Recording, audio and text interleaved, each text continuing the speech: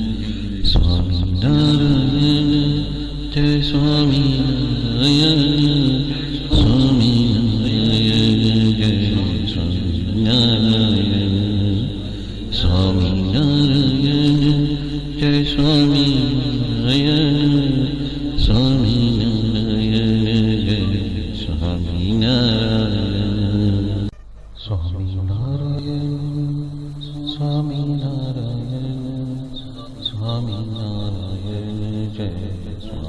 नारायण स्वामी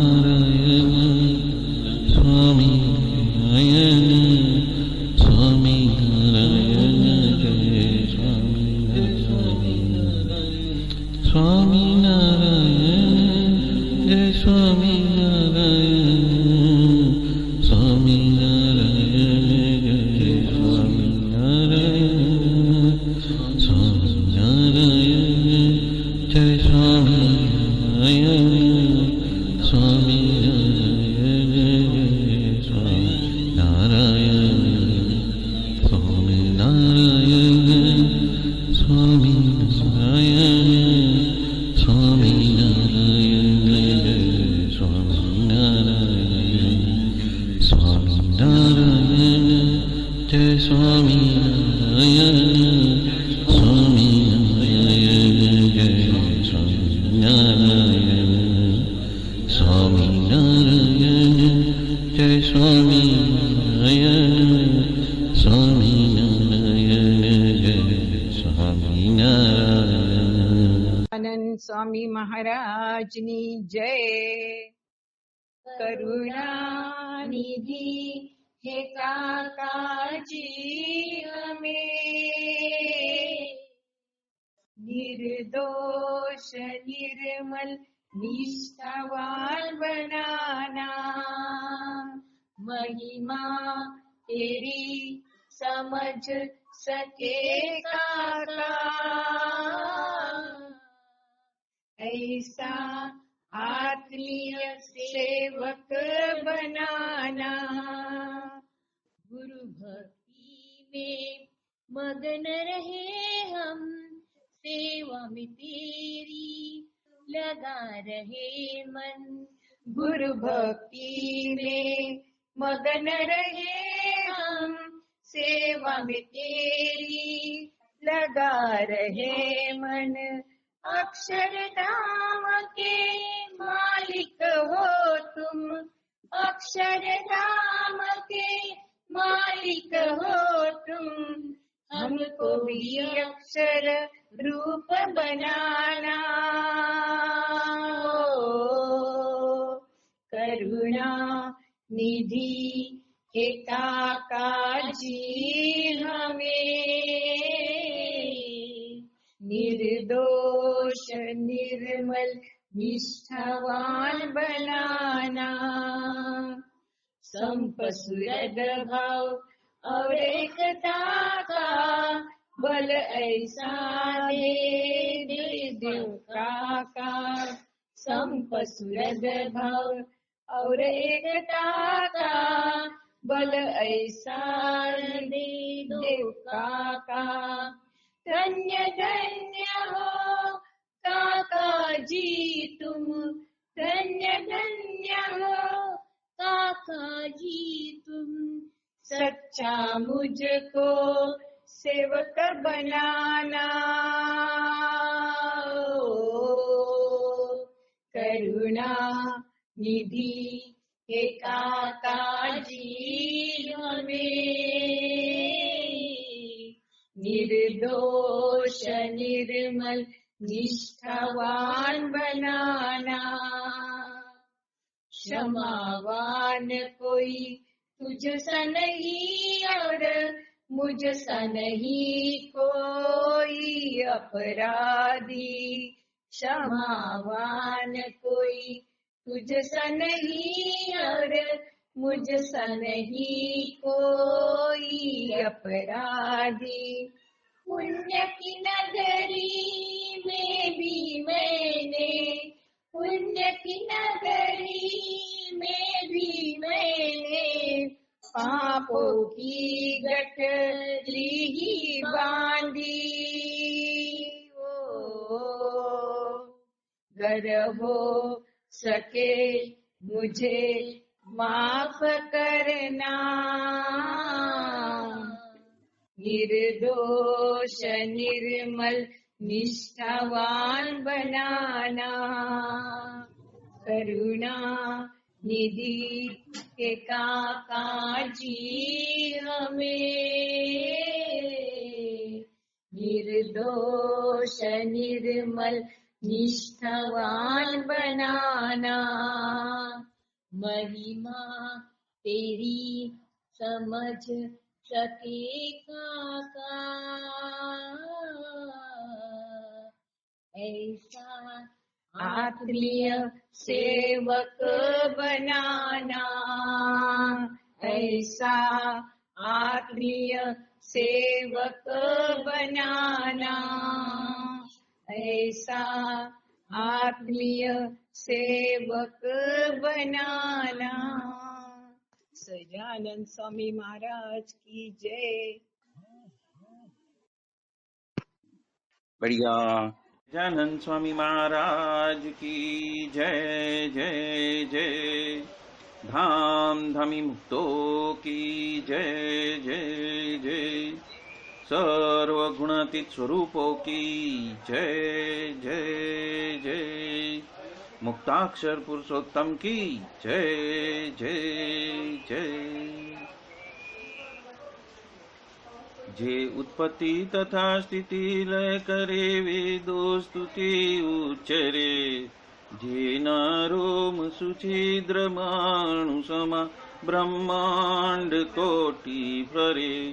माया काल रवि शशि सुरगणो आज्ञान लोपेक्षण, एवाक्षर धाम नाधिपति श्री स्वामी नारायण। वाणी अमृत थी भरी मधुसमी संजीवनी लोकमा, दृष्टि मां भरी दिव्यता निरखता सुदिव्य भक्तो बधा। हेत भर्यु मीठू जननिषु नेहास्य मुखे वस्यो, ते श्री ज्ञान जी योगी राज गुरु ने नीते नमो भावसु। जेनी अमृत वाणी तो वही रही साक्षात महिमा रूपे, जेनी ब्राह्मी स्थिति अहोलिन करे शुभव्य अक्षर पदे। शरणागत निज अल्प जीव सहुना श्रेयार्थ तत्पर रहे, काका स्नेहल सिंधु दिव्य विभुने हय्यू तो वंदन करे।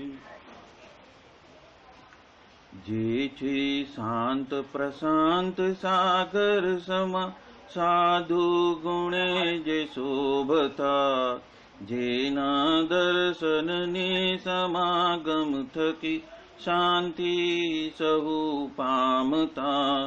जेछे मानस पुत्र काका जिना ने भजन मालिन रहे, एवा साधक वृंद ना गुरु सुरत वंदन भरत भाई ने। भक्ति सभर गुलतान थईने महापूजा जे करे, अनुरूति अद्भुत जाळवी रीझव्या काकाजीने। मलकंतु मुख पुलकित हय्यु युवानो निजे गमे, एवा सुरद भुलकु विरल वंदन अहो असी भाईनी। ब्रह्म रूप निज ने मानता वळी श्री जी हइये धारता। हिमस्त रहीने प्रभु भजन मा सुरद भाव धारता। महिमा सभर दासत्व छलके जीवन माचे सहजता। काका स्वरूप दिन कर विभु संभार आमा धन्यता। बोलो सहजानंद स्वामी महाराज की जय जय जय।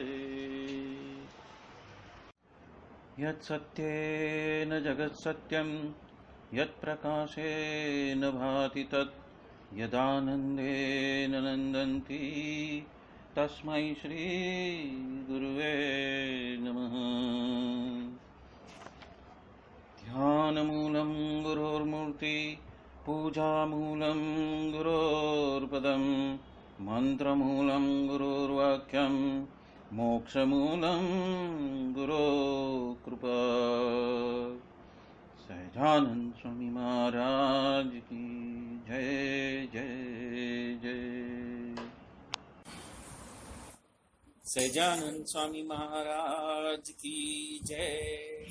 धाम धामी मुक्तो की जय। पवई धाम की जय।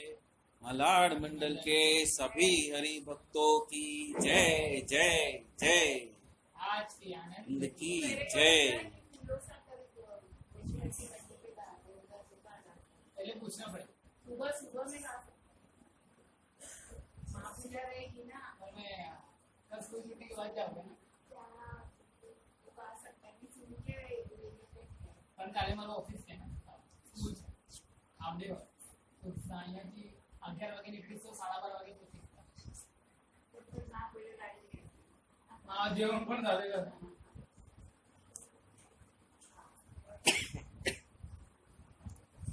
आज हम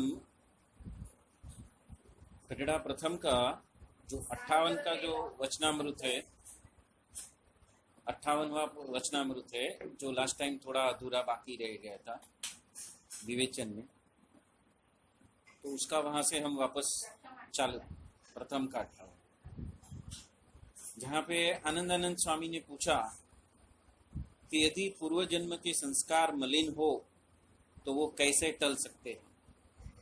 तब यहाँ पे दो बात सामने आती है कि गुरु हमारे लिए, मतलब अनंत जीवों के कल्याण के लिए प्रभु को प्रश्न करते हैं।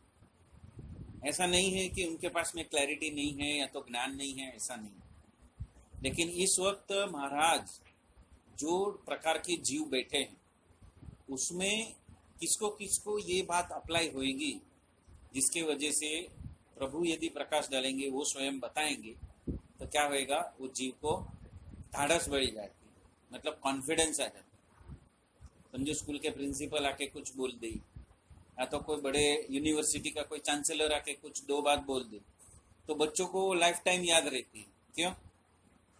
क्योंकि जो बड़े व्यक्ति की जो इमेज रहती है ना, वो सामान्य व्यक्तियों से बहुत बड़ी रहती है, और वो इमेज लाइफ लॉन्ग रहती है।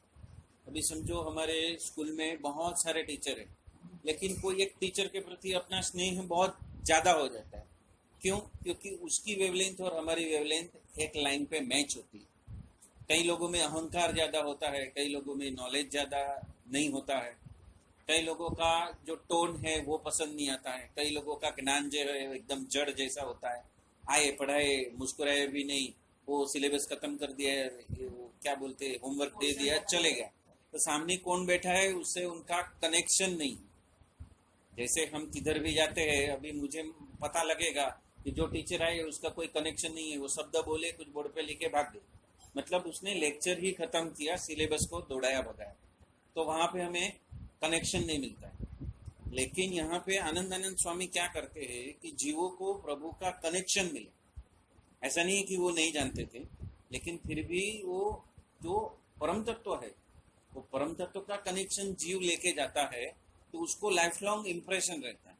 तो लाइफ लॉन्ग इम्प्रेशन होवे, इसलिए उन्होंने ये प्रश्न पूछा। किसके ऊपर?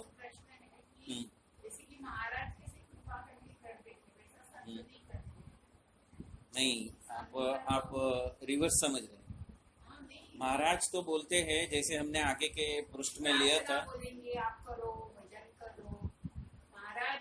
महाराज तो बोलते हैं, महाराज तो ऊपर से ये बोलते हैं कि किसी का पूर्व जन्म का भुंडा संस्कार होएगा तो वो टालना बहुत ही कठिन है, और जब ये कठिन होके महाराज ने छोड़ दिया, वहां पे आनंदानंद स्वामी पकड़ते हैं, वहां पे आनंदानंद स्वामी अनुग्रह करते हैं।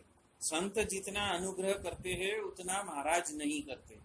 महाराज के अंदर क्या होता है कि मनुष्य की जो समझने की जो स्थिति है वो पूर्ण नहीं है, और महाराज की जो मानव सहज लीला है उसमें वो भ्रमित हो जाता है, उसके वजह से उसको टाल देते हैं। लेकिन गुरु क्या है, गुरु का सतत संपर्क होने के वजह से और गुरु गुणातीत की धारा को आगे लेके जाने की वजह से वो दास के दास बनते हैं। महाराज कभी दास के दास नहीं बने हैं, वो उन्होंने सेवा की है, लेकिन उन्होंने वो शब्द नहीं जताया कि मैं आपका दास का दास बन रहा हूँ। लेकिन गुरु जो है वो दास के दास बनते हैं। ये दास के दास बनते हैं मतलब क्या, रेपो क्रिएट करते हैं। आपके हृदय में क्या चल रहा है, आपके हृदय में क्या चल रहा है, उसका सॉल्यूशन कहाँ से मिलेगा, उसके लिए सतत गुरु जो है वो प्रभु को सॉल्यूशन के लिए प्रार्थना करते हैं। तब जाके जीव के प्रारब्ध टलते हैं। जीव का प्रारब्ध टालने वाले प्रभु ही है, लेकिन जो केयर करते हैं वो सिर्फ गुरु के वजह से ही होती है। गुरु ही दोनों जीव और परब्रह्म परशुतम के बीच में का एक ऐसा तत्व है जो दोनों को राजी करते हैं। भगवान किसी को राजी करने के लिए कुछ नहीं करते, भगवान अपना कर्ता और अकर्तापन दिखाते हैं। भगवान के हो जाता है, लेकिन जो हाँ। गुणातीत संत होते हैं ना, हाँ। वो अपने से कुछ करवा के लेते हैं। हाँ, तो मीन्स क्या, वो अपने को ये करते वो हैं, कैसा भगवान ने अनुग्रह बाबा करते जी हैं से मालूम है? करते हैं, तुरंत ऐसे कैसे हो गया, करते हैं? हो गया।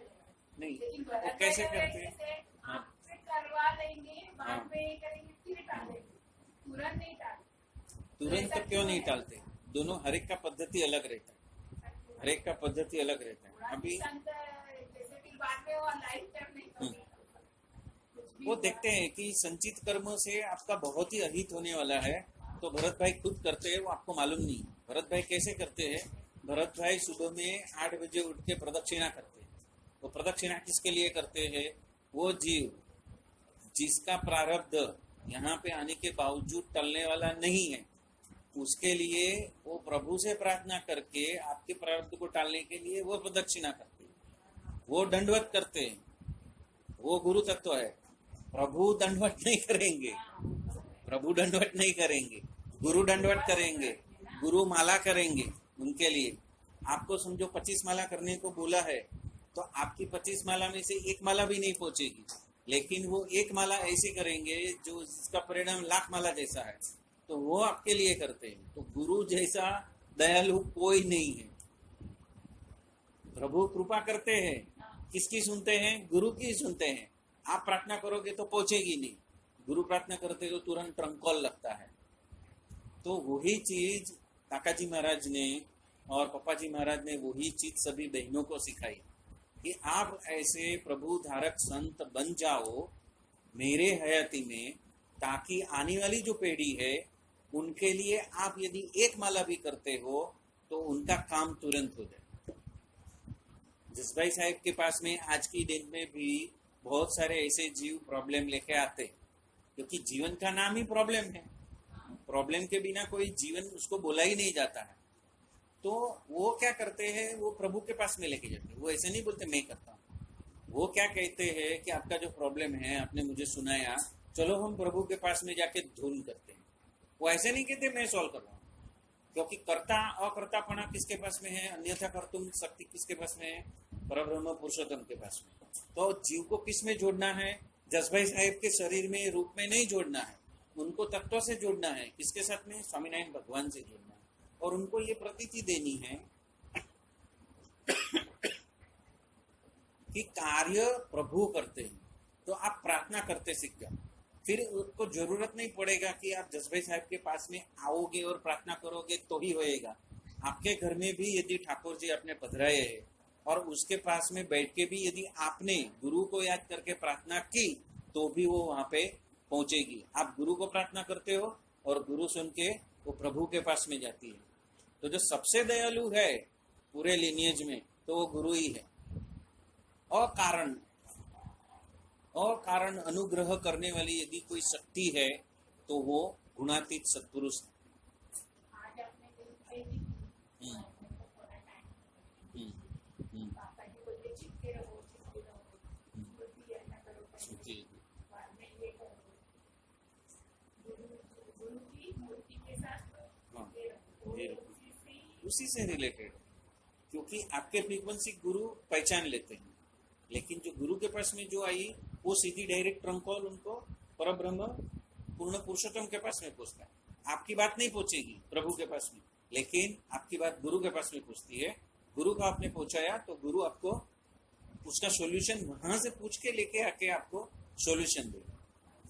तो कुछ सत्ता गुरु के पास में है वो सत्ता क्या है? कर्ता और अकर्तापना की, कर्ता हर्तापना की सत्ता, छोटी मोटी बातों की सत्ता, हर लेने की सत्ता। तो दृष्टि मात्र से हर लेते। जैसे आप पवई धाम के गेट में पैर रखा तो उनकी दृष्टि तुरंत आपके ऊपर आ ही जाती है, जरूरी नहीं है फिजिकल रूप में देखे। जैसे ही आपको देखा, आपका माया का जो आवरण है वो हट जाता है, और जैसे माया का आवरण हट जाता है आप हल्के फूल हो जाते हो, आप निश्चिंत हो जाते हो कि यहाँ पे पहुंच गए। बरोबर है? ये गुरु की दृष्टि। गुरु की दृष्टि के लिए गुरु का भौतिक शरीर सामने होना जरूरी नहीं। गुरु जहाँ पे रहते हैं वो परिसर के अंदर भी आप पहुंच गए तो गुरु की दृष्टि आपके ऊपर आ गई, और गुरु ही आपको प्रेरणा करता है कि आप गुरु के धाम में, पवई धाम में पहुंचो। वो प्रेरणा करने वाले भी वही है, आपको उधर तक लेके जाने वाले भी वही है, और उसके बाद में वो सानिध्य देते हैं। तो सानिध्य में बैठा कर वो आपके ऊपर जो दृष्टि करते हैं, या तो आपको कुछ ध्यान पूजा करने के लिए बोलते हैं, तो महापूजा में बैठने के लिए बोलते हैं, धून करने के लिए बोलते हैं, ऊपर दर्शन करने के लिए बोलते हैं, प्रदक्षिणा करने के लिए बोलते हैं। वो क्या कहते हैं कि आप होश में आओ, आपका ये प्रॉब्लम है, वहां से आप सॉल्यूशन के होश पे आओ। आप क्या करते हो? प्रॉब्लम को पकड़े रखते हो। लेकिन जैसे ही गुरु के पास में, प्रभु के पास में गए तो सॉल्यूशन आपका हो गया करके आप वहां पे पहुंचो, तो आपको 100% सॉल्यूशन मिलेगा। आप प्रॉब्लम को पकड़ के धुन करोगे तो प्रॉब्लम सॉल्व नहीं होगा, प्रॉब्लम बड़ा हो जाएगा। तो यदि आप सॉल्यूशन को पकड़ के अब धुन करोगे तो आपको सॉल्यूशन मिलेगा। मेरे जीवन में कुछ, हाँ, सॉल्यूशन मांगने का कि मैं इस प्रॉब्लम से मुक्त हो गई, मुझे मेरा, हाँ, मेरी तकलीफ छट गई है, मेरे जो दुख के बादल छट गए हैं, मेरी परेशानी के बादल छट गए हैं, मेरे विघ्न के बादल छट गए हैं, मेरी प्रगति नहीं हो रही है, अधोगति हो रही है, तो अधोगति के बादल छट गए हैं, तो यहाँ पे आई हूँ तो अभी मेरी प्रगति होगी, मेरा स्वास्थ्य अच्छा हो जाएगा। तो वो जब आप उसको कनेक्ट करते हो, पॉजिटिविटी को कनेक्ट करते हो, तो क्या होएगा? वो मैनिफेस्ट 100-फोल्ड होएगा, और जब वो मैनिफेस्ट 100-फोल्ड होएगा, उसी चक्कर में आपका प्रारब्ध संचित कर्म का जो पावर होएगा ना, वो लुप्त हो जाएगा।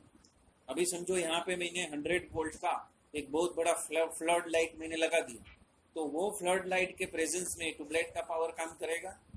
नहीं करेगा। उसी तरह यदि आपका प्रारब्ध कर्म का पावर उतना है, 40 वेट का है, और यहाँ पे 100 वेट का फ्लड लाइट लगा दिया, तो प्रकाश किसका आएगा? ये सबसाइड हो जाएगा। ये सबसाइड हो गया, वैसे ही इसका प्रभाव बढ़ गया, इसका प्रभाव बढ़ गया, तो उसका परिणाम मिलेगा आपको। बराबर है? अभी समझो यहाँ पे एक दिया जल रहा है और उसमें लाइट आ गया और ट्यूबलाइट 3-4 ट्यूबलाइट कर दी, तो अभी ये दिए के प्रकाश का कुछ प्रभाव रहेगा? प्रभाव खत्म हो गया। वो होने के बावजूद प्रभाव खत्म हो गया, हालांकि इसकी एब्सेंस में वो पूरा उजाला करने की उसकी क्षमता है। हाँ, कि मेरा सॉल्यूशन आ गया है, मेरे को फायदा हो गया है, बरोबर है, मैं तकलीफ में से, विघ्न में से बाहर निकल गया हूँ।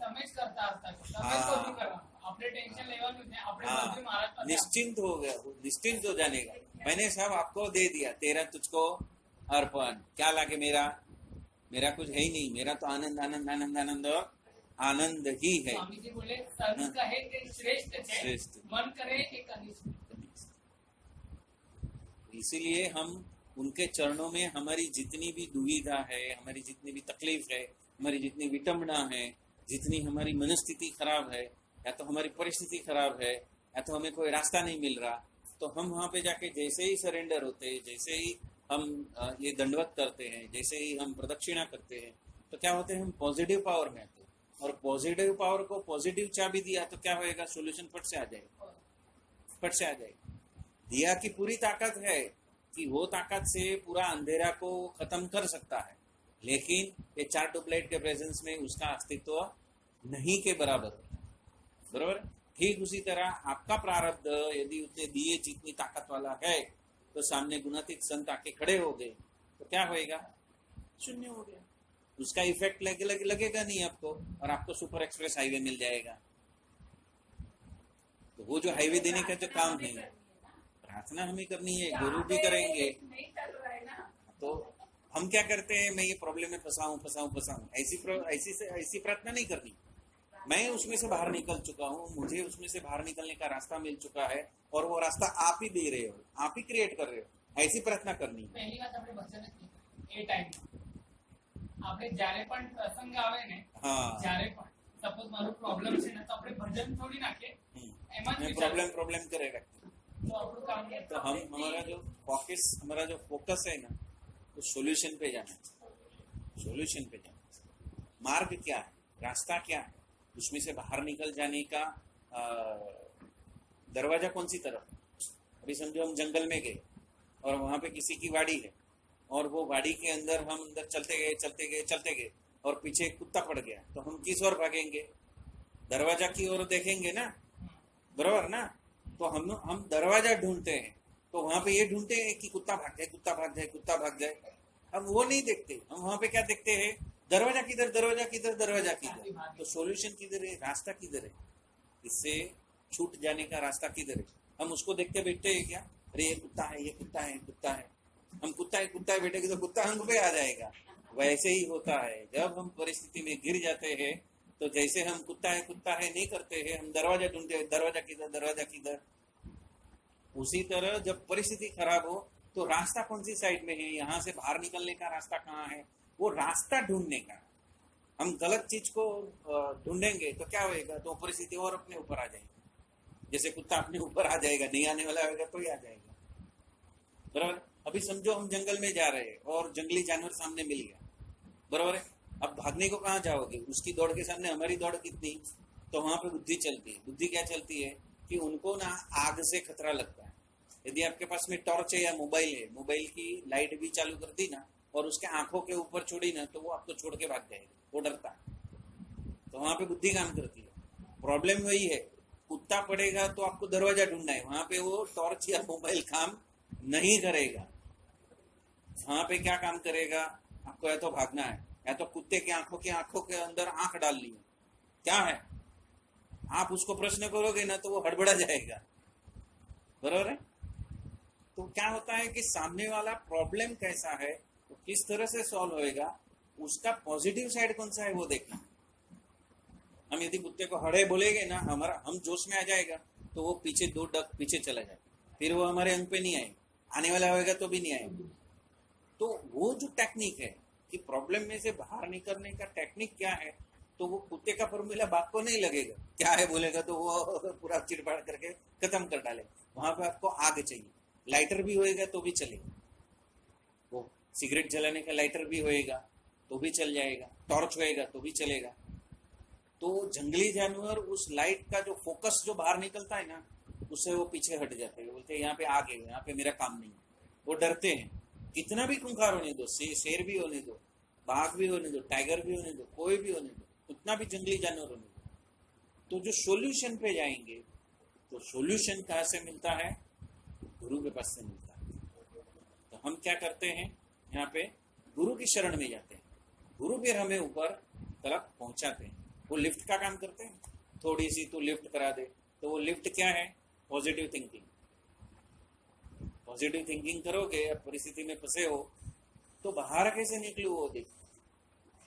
आप लिफ्ट में फंस गए, पावर चला गया है, तो आप क्या सोचेंगे, बाहर कैसे निकलू वो सोचेंगे ना। अरे लिफ्ट बंद हो गई, लिफ्ट बंद हो गई, लिफ्ट बंद हो गई, ये करोगे तो सोल्यूशन मिलेगा, तो सोल्यूशन नहीं मिलेगा, अंदर से जबक नहीं होगी। जैसे ही लिफ्ट में फंस गए, आपको कुछ तो पता होगा, आप मोबाइल निकालोगे, किसी को फोन करोगे, या तो लिफ्ट में ही फोन होएगा तो आप सिक्योरिटी को फोन करोगे, बराबर। या तो जिसके घर में आप जा रहे हो उसका फोन होएगा तो उसको फोन कर दो कि भैया ये लिफ्ट यहाँ पे अटक गई है, कैसे भी करके चालू करो। तो जब आप प्रॉब्लम पे फोकस करने के बजाय सॉल्यूशन को फोकस करोगे, उसके प्रति सजग हो जाओगे, तो तुरंत मिल जाएगा, तुरंत आप आसानी से बाहर निकलोगे। हम डर जाते हैं और डर के वजह से आसान सॉल्यूशन भी हमें बहुत डिफिकल्ट लगता है, बहुत ही डिफिकल्ट लगता है। लेकिन हम प्रेजेंस ऑफ माइंड, होश, यदि हमारा होश होएगा, और कुछ नहीं तो स्वामीनारायण स्वामीनारायण स्वामीनारायण स्वामीनारायण स्वामीनारायण करो, और कुछ नहीं समझ में आता है तो स्वामीनारायण स्वामीनारायण स्वामीनारायण करो, गुरु को याद करो, प्रभु को याद करो, वो प्रेरणा देते हैं। जब वो प्रेरणा देते हैं तो उसके हिसाब से चलो। एक बार स्वामीनारायण स्वामीनारायण किया, जो भी प्रेरणा हुई उसको साइड में रखा, मंजूर नहीं है, फिर स्वामीनारायण स्वामीनारायण किया, फिर आपको कुछ प्रेरणा हुई, वो भी आपको मंजूर नहीं है, फिर स्वामीनारायण स्वामीनारायण किया। अंतर से पुकार करो, अंतर से, दिल से पुकार करो, तो क्या आएगा, आपको कुछ न कुछ महाराज ऐसा सुझाएंगे जिसकी वजह से क्या होएगा, आपको सोल्यूशन मिलेगा। आपको सोल्यूशन के लिए प्रार्थना करनी है। जब सोल्यूशन के लिए प्रार्थना करोगे तो सोल्यूशन मिलेंगे, एक नहीं अनेक मिलेंगे। तो वो कार्य करना है। तो वही यहाँ पे बता रहे हैं आनंदानंद स्वामी कि ये प्रश्न पूछ के वो जीव का जो तकलीफ का जोन है, मतलब विटंबनाओं का जोन है, उसमें से जीव कैसे बाहर निकले। और उस वक्त क्या था, जब ये प्रश्न पूछ रहे थे तब भगवान खुद साक्षात वहां पे मौजूद थे। इसीलिए क्या है कि मेरी टॉर्च की जगह पे फ्लड लाइट ही आएगा तो उसका असर ज्यादा होएगा, बराबर ना। गुरु से पावरफुल कौन, भगवान। और भगवान साक्षात बैठे थे। जब भगवान साक्षात बैठे थे तो किसको पूछा जाना चाहिए, उनको ही पूछा जाना चाहिए ना, क्योंकि जितनी बड़ी व्यक्ति होगी उतना प्रभाव ज्यादा, बराबर है ना। जितनी बड़ी व्यक्ति होगी उतना प्रभाव ज्यादा। अभी समझो यहाँ पे महंत स्वामी आ जाए, यहाँ से पास हो रहे हैं और महंत स्वामी आ जाए किसी भी वजह से, तो क्या होएगा, तो हमें लाइफ टाइम याद रहेगा कि महंत स्वामी यहाँ पे आए। याद रह जाएगा ना कि भूल जाओगे, वो जिंदगी भर याद रहेगा। क्यों, क्योंकि हमारे इमेज में जो बड़ी व्यक्ति है, वो बड़ी व्यक्ति जब अचानक हमारे सामने आ जाती है तो लाइफ टाइम याद रहती है, रहती है, लाइफ टाइम रह देती है। जब भी अमेरिका ने चंद्र के ऊपर यान भेजा था और बहुत सारा प्रोपेगेंडा किया कि हमारे जैसा महासत्ता कोई नहीं, तो प्रमुख स्वामी महाराज के पास में वो बुश बैठे, तो प्रमुख स्वामी महाराज ने ऐसे ही बोल दिया, कोई आपका यान गया नहीं, सब आप झूठ बोल रहे हो। आप झूठ बोल रहे हो, आपका यान कोई चंद्र पे पहुंचा नहीं है, आपका पहला यान तो ये साल में पहुंचेगा। वहां पे बता दिया और ऐसे हाथ में सारे ब्रह्मांड बता दिए। वो चुप हो गए और उससे उनको गुण आ गया। बोला ये जो तुम जो यान पे चंद्र पे गए, ये गए वो गए, मैं तुमको यहाँ पे पूरा निहारिका बताता हूँ। तो तुम तो चंद्र पे जाने की बात करते हो, और निहारिका के सेंटर में गए और निहारिका के सेंटर से भी अनंत निहारिका दिखाई उनको। बोला ये गैलेक्सी है, ये ब्रह्मांड है, तुम क्या चंद्र पर जाने की फेंकाफेंक कर रहे हो। वो चुप हो गया, वो पैर में गिर गया। और फिर उसने वहां पे शरण लिया और उसने पूरे अमेरिका में सभी स्वामीनारायण मंदिर बांधने की परमिशन दी। ऐसे पावरफुल संत है तो डेफिनेटली इनमें ताकत है। हाँ, वो महाराज का ऐश्वर्य है। वो प्रमुख स्वामी महाराज ने वो ऐश्वर्य दिखाया, और वो दिखाया तो वो मान गए ना, क्योंकि मेन आदमी मान गया तो पूरे सभी स्टेट के लिए उनको परमिशन मिल गई।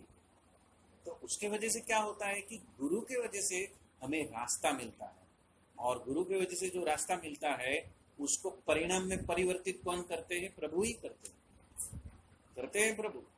लेकिन रास्ता कौन बताता है, गुरु। यहाँ पे प्रश्न पूछा गया है कि यदि पूर्व जन्म के संस्कार मलिन हो तो वे कैसे टल सकते हैं। अभी पूर्व जन्म में अनंत जन्म है, हाँ, वो अनंत जन्म का कौन सा चीज कभी बाहर निकलेगा वो तो किसी को भी मालूम नहीं है, तो कभी भी कुछ भी बाहर निकल सकता है। तो उस वक्त में कहते हैं कि किसका सहारा लिया जाए। तब श्री जी महाराज बोले कि जिस पर परम पुरुष की कृपा रहती है उस पर सभी तरह के मलिन संस्कार नष्ट हो जाते हैं और उनके प्रसन्न रहने से रंग राजा हो जाता है तथा किसी भी प्रकार का अनिष्ट कर प्रारब्ध शुभ हो जाता है। मतलब यहाँ पे क्या बात हो रही है, संचित कर्म की। इस वक्त कौन सा निकल रहा है उसकी बात हो रही है, और सारा निकल जाएगा। मतलब इस वक्त का संचित कर्म में जितना भी आपका भोग होएगा, जो आपको भुगतना होएगा वो निकल जाएगा। यदि कोई बोलेगा कि सारा निकल गया मतलब पूरा जन्म जन्मांतर का निकल गया, नहीं। इस वक्त जो कर्म फल उदित हो रहा है मेरे हृदय में, और उसके वजह से जो मेरा फल प्रारब्ध भोग बन रहा है, वो सारा का सारा उनके सत्संग के वजह से निकल जाता है। इसीलिए यहाँ पे क्या चाहिए, सद्गुरु चाहिए।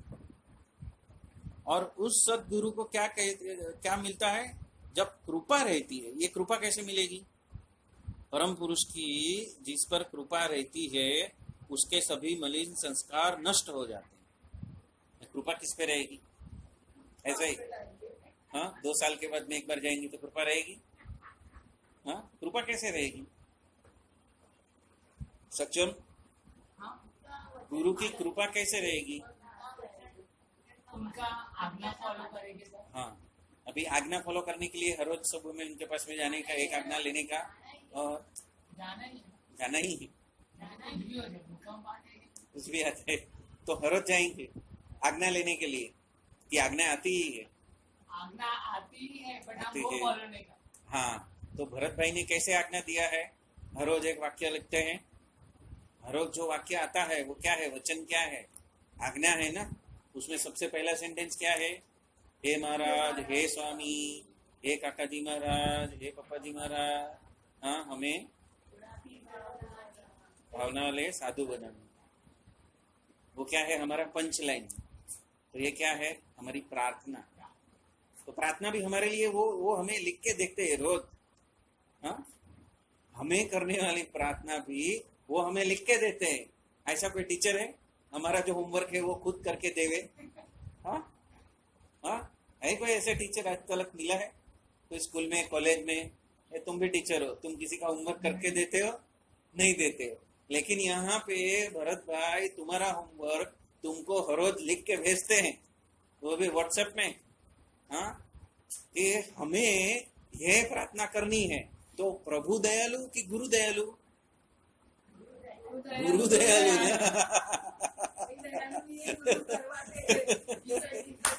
घिसट के बराबर है। वो क्यों घिसटते हैं? क्योंकि होम्योपैथी में एक प्रिंसिपल है ना कि जो भी चीज की दवाई बनानी है उसको जितना लसोटोगे उतना ज्यादा पावर। तो कितना किया है पीछे वो तो वो जानते हैं ना, कितना मलबा भरा है। हाँ, कितने लोगों को दुखी किया है, कितने के पास में कपट किया है, हाँ, किसके के पास में सत्ता का ताकत दिखाया है, वो तो उनको मालूम ना। और वो कर्म बीज तो संचित कर्म के रूप में बाहर आते रहता है। तो अभी पता चल गया कि गुरु ही अति करुणाकारी है, भगवान से भी ज्यादा।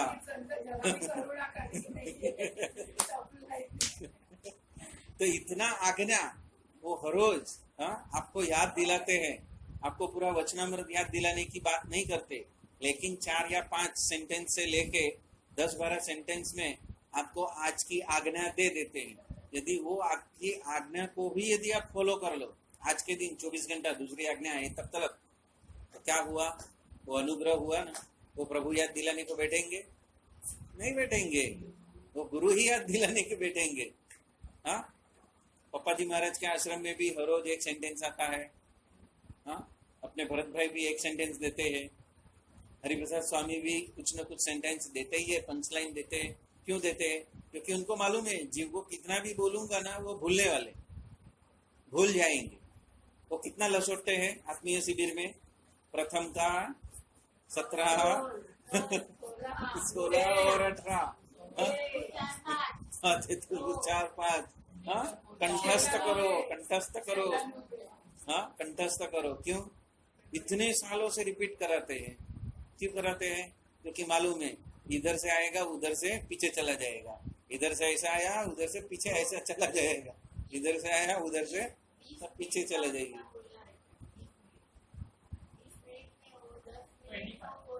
वही बोलेंगे। प्रथम का 16 और 18 हमें सिद्ध करना है। ये जन्म उसके लिए ही मिला है। ये जन्म किसके लिए मिला है?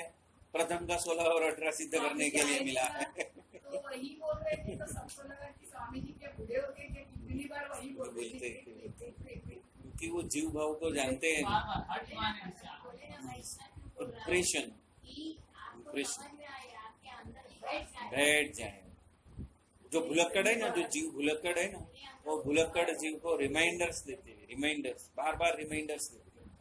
कितनी बार रिमाइंडर्स देते हैं कि ये जन्म मिला है वो प्रथम का 16 और 18 सिद्ध करने को मिला है, और वो हमें क्षति देह को सिद्ध करना है। सिद्ध करना है, बराबर है? क्यों कराते हैं? बराबर ना? आपको ये मालूम है ये मेरा घर है, लेकिन आपको ये मालूम है आपका घर अक्षरधाम है? हाँ, मालूम है ना? तो हर रोज ऐसा इमेजिन करते हो कि मैं अक्षरधाम में हूँ, मैं अक्षरधाम में हूँ। बहुत बढ़िया, बहुत बढ़िया, बढ़िया, वेरी गुड, वेरी गुड। वो तो आपकी सीट बुक रखेंगे ना, एडवांस बुकिंग वो आपकी और सिद्धि बहन की दोनों की सीट बुक करेंगे वहां पे जाके। सीट बुक बुक ही रहता है वैसा ही है, सबका सीट मुकेंगे। महाराज देख ही रहे हैं कि कभी यहाँ पे आ जाओ, लायक हो जाओ, नीचे लायक हो जाओ, मैं बिठा दूं तो मुझे दूसरा जन्म देना नहीं पड़ेगा। जो एक बार भी सभा में आया ना, उसको भी अक्षरधाम। तो हम तो कितनी सभा स्वभाव। लेकिन स्वामी जी ये भी बोलते हैं उसके लिए हो, लेकिन बाद में धीरे से बोलते हैं ना, कसर टालनी है, वाणी विवेक का हमें प्रयोग करना है, विवेक बुद्धि। लेकिन तो उनके पास में बैठो तो पीएचडी मालूम पड़े। हाँ, कोठारी स्वामी पीएचडी के पीएचडी। हाँ, कोठारी स्वामी ऐसे अंतर्यामी थे कि सारे साधुओं के अंतर में क्या चल रहा है वो एक बार खाली हरिप्रसाद स्वामी के सामने बैठेंगे तो सभी की प्रार्थना कोठारी स्वामी करते थे। ये साधु स्वामी, हाँ मैं क्या देख रहा हूँ, ये साधु आपने बनाए क्या कर रहे हैं।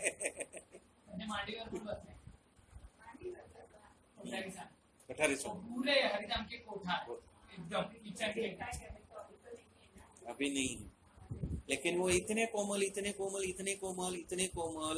कि जितने साधु है जहाँ पे भी होंगे उसके अंदर क्या चल रहा है वो सब उनको ऐसा तादस दिखता है, तादस।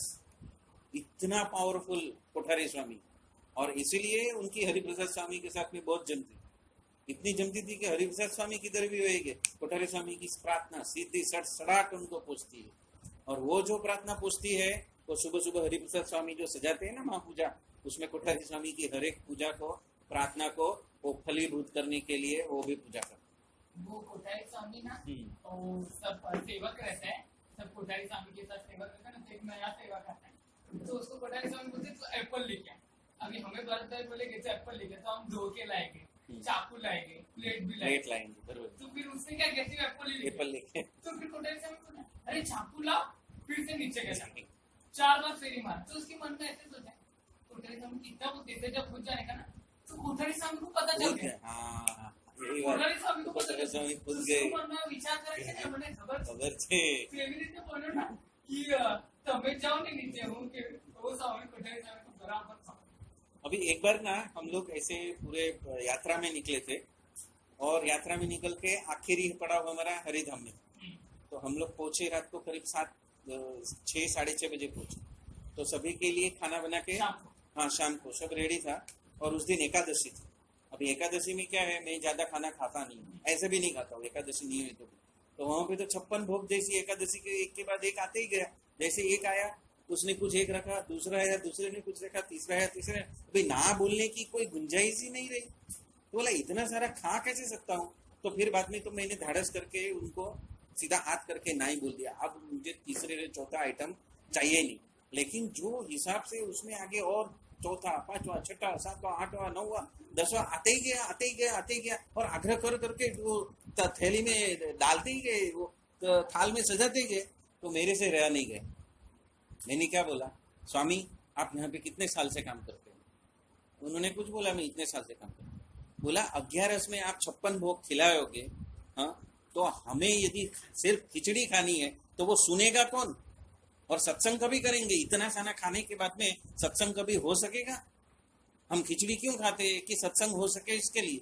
और ये नहीं सुनी भरत भाई ने, वसी भाई ने, गुरु जी ने, दिनकर भाई ने, हाँ कोठारी स्वामी ने, सब वहां पे थे। कोठारी स्वामी के सेवक भी उधर ही थे, वो सब ने सुनी। और जो प्रोग्राम नहीं था ना सत्संग का, वो प्रोग्राम सत्संग का हो गया। 1 घंटा दिनकर भाई ने वहां पे सत्संग लिया, खास स्पेशल सत्संग। क्योंकि 11 में यदि हम 56 भोग के वहां पे खाना ही खाते बैठेंगे, और यदि मुझे खिचड़ी ही चाहिए तो मैं बोलूं किसको। आपको सुनना तो चाहिए कि भाई तुम बस डालते ही जाते हो। तो वो जो बात थी ना, वो कोठारी स्वामी ने तुरंत इम्प्लीमेंट की, तुरंत, कि अभी किसी को जाना नहीं। तो रात को 11:30 बजे तो लग वहां से उठने, सत्संग से उठने को कोई तैयार नहीं।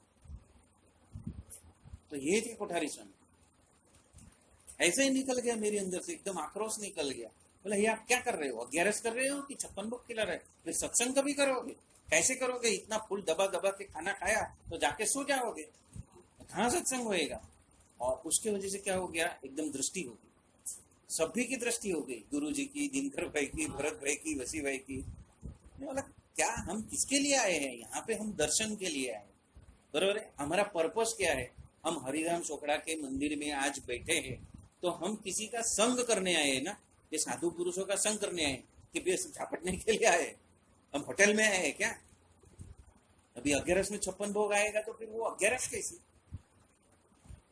जात जात के चुंदे और जात जात की सब्जी और जात जात के वो क्या बोलते हैं भाकरी और जात जात की अनंत जात जात की सब सब सब आने लगा।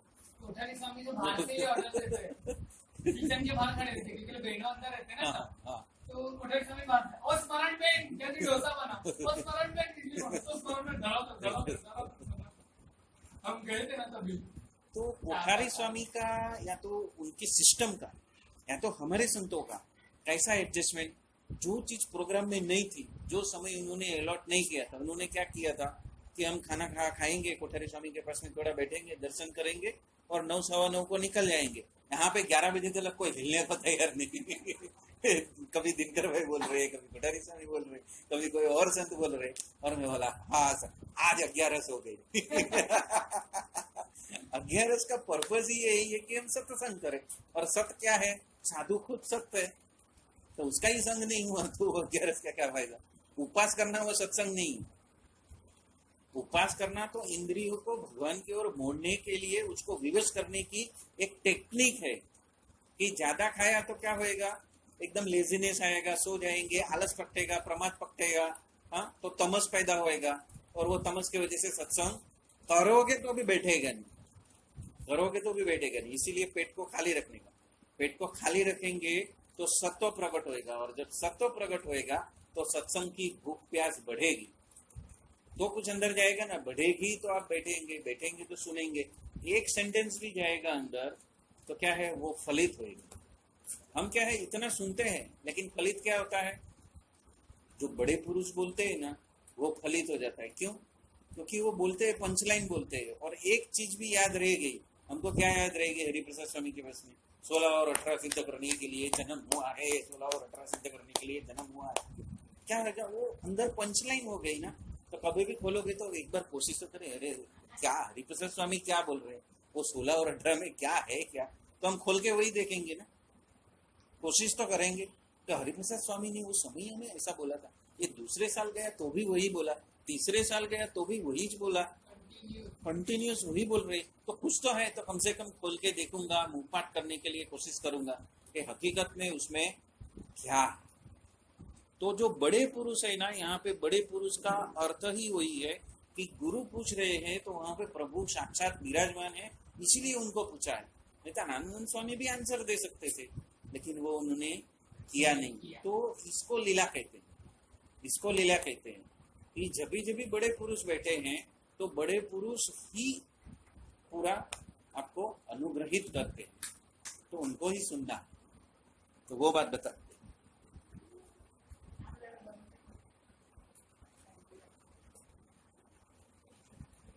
और क्या बताते हैं? प्रारब्ध शुभ हो जाता है, अनिष्ट कर प्रारब्ध शुभ हो जाता है।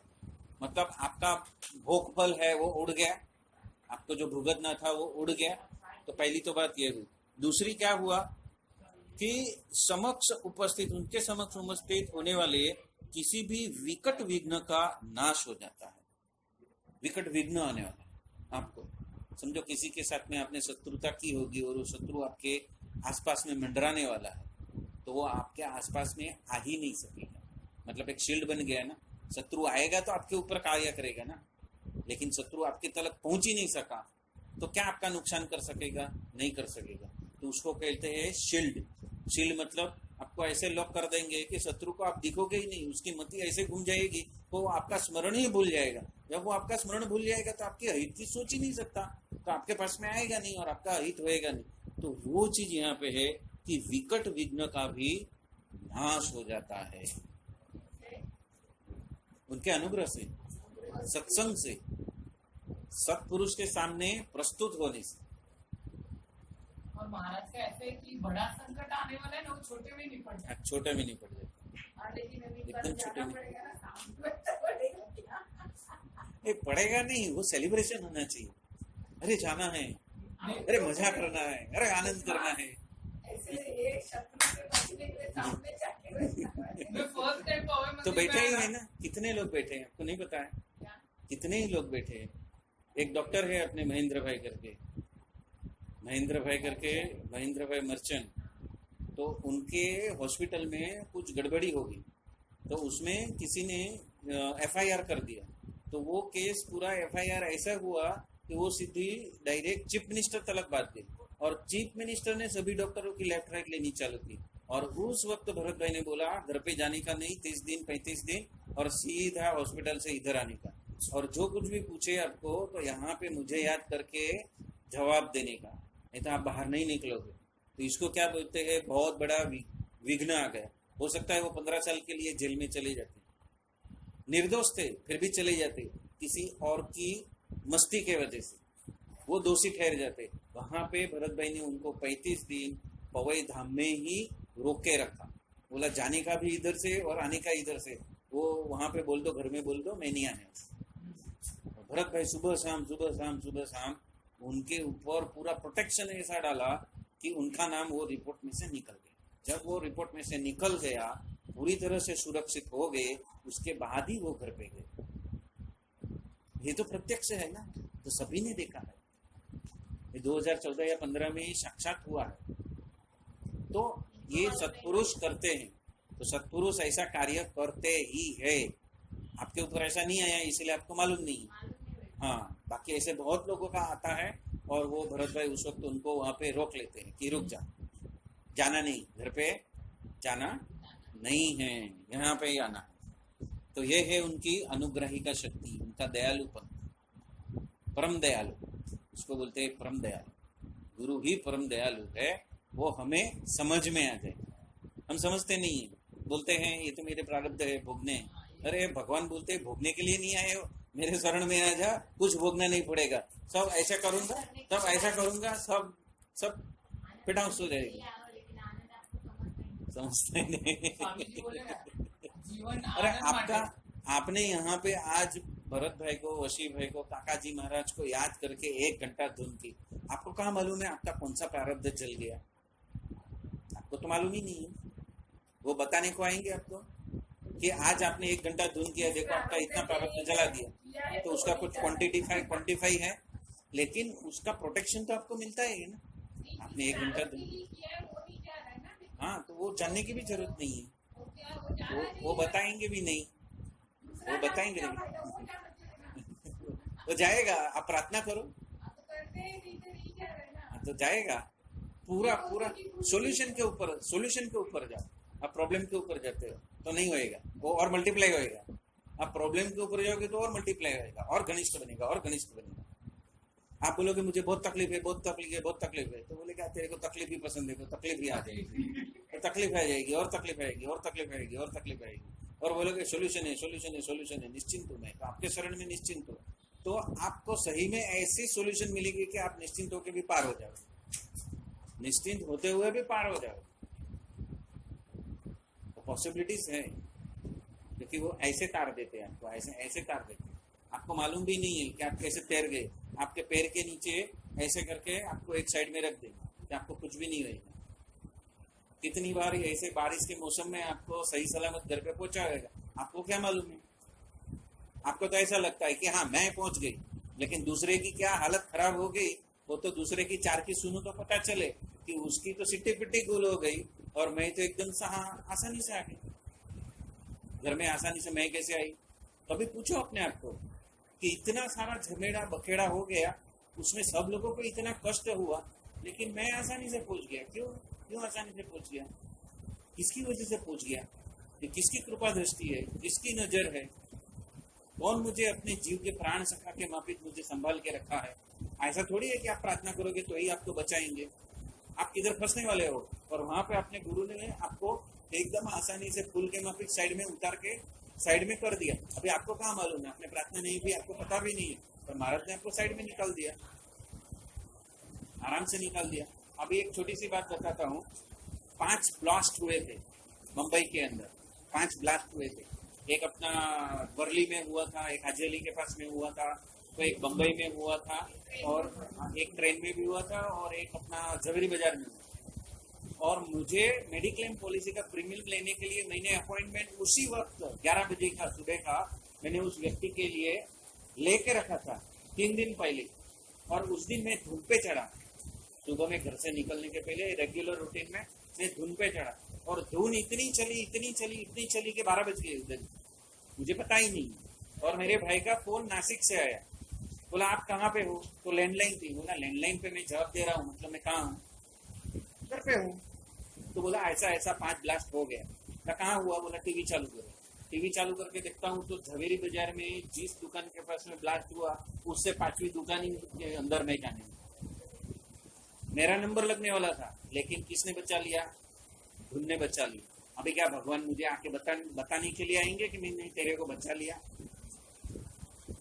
ये तो रूबरू हुआ, सामने आया, टीवी पे आया, मेरी अपॉइंटमेंट वही झवेरी बाजार में, और उसे 5वीं दुकान के पास में ब्लास्ट हुआ। भगवान बचाते कैसे? ये धुन किसने करवाई? क्या मैंने की? क्या मैंने की? अरे भगवान ने ऐसा धुन में रमा दिया कि कुछ समय का भान ही नहीं रहा, और मुझे सेव करके ब्लास्ट हो जाने के बाद में फिर फोन करवाया। देखो मैं हूँ, साक्षात हूँ, प्रकट हूँ, फिक्र नहीं करने का, निश्चिंत रहने का, जो होएगा होएगा। ऐसा निश्चिंत रहोगे तो ऐसे बहुत सारे प्रमाण मिलेंगे, इतने प्रमाण मिलेंगे। हाँ,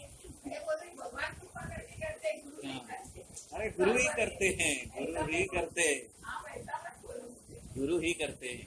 गुरु की दृष्टि चारों ओर राडार के माफिक घूमती है, चारों ओर घूमती है, अंतर्यामी है। हाँ अंतर्यामी। पहले वाले सैटरडे में नहीं थे ना मच्छी भाई और हाँ तो मैं गया मंदिर सैटरडे, समझ मेरे को लेके जाने वाला था बट नहीं थे गुरु। तो मैं संडे रुका, मेरे को तू रोका ही जाए 9 वाजता। तो मैं गया, फिर भरत भाई ने बोला तू मंडे को फिर, बट मैंने बोला अरे एक दिन छुट्टी होगा तो पगार कट होगा करके मैं सोचा मंडे को निकला। मेरे को भरत भाई ने बोला कि तुम मत जा, पर मैं सुना ही नहीं, मैं निकला। और जो मैं 7:30 बजे निकला तो 2:30 बजे घर में पहुंचा। इतना ट्रैफिक मैंने बस सुनी नहीं ना। अगर मैं भरत भाई की बात मानता, भरत भाई ने बोले ट्यूजडे को मॉर्निंग में स्कूल में जाना है, बड़े लेट, पर मैं सुना नहीं, और मेरा रिक्शा 12:30 को बंद हो गया। फिर चल के फिर मेरे को याद है मैंने भरत भाई का मानो नहीं। तो गुरु क्या है? अनुग्रह करते हैं और परम दयालु है, और वो क्या करते हैं? बोल के कभी नहीं करते, अपने आप हो जाता है। आप पॉजिटिव बोलोगे तो होएगा, तो परम दयालु है। हाँ आप जैसा बोलोगे वैसा होएगा, आप बोलोगे नहीं है तो सच में नहीं होएगा। है परम दयालु है।